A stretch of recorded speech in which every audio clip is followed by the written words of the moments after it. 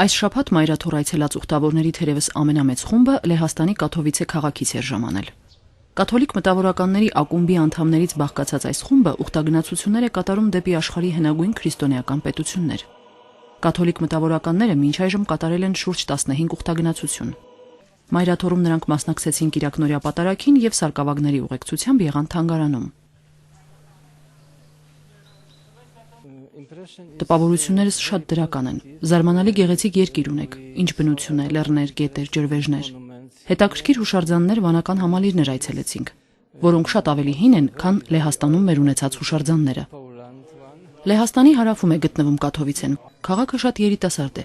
Հիմնվել է 1865 թվականին։ Հզոր արդյունաբերական քաղաքի ամենահին հուշարձանը 16-րդ դարի կաթոլիկ եկեղեցի է։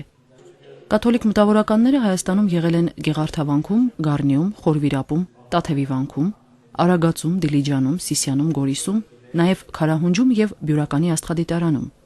Իդեպ Կաթովիցեն հայտնի է նաև իր աստղադիտարանով, որտեղ իրականացվում են գիտական ու հանրամատչելի արժեքավոր աշխատանքներ։ Ուխտավորների խմբում հիմնականում բժիշկներ, ֆիզիկոսներ, աստղագետներ ու աստվածաբաններ են։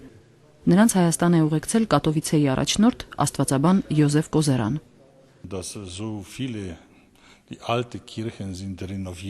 Շատ ուրախ եմ տեսնելով, թե Հայաստանում որքան հին եկեղեցիներ են նորոգվում եւ որքան նոր եկեղեցիներ են կառուցվում։ Զարմացա, թե ինչքան մարդ է այստեղ այցելում։ Բացի Հայաստանից, Լեհ կաթոլիկ մտավորականների խումբը ուխտագնացություն է կատարել նաև դեպի Վրաստան։ Նրանց հիմնական նպատակն է ճանաչել քրիստոնեությունն ամբողջ աշխարհում։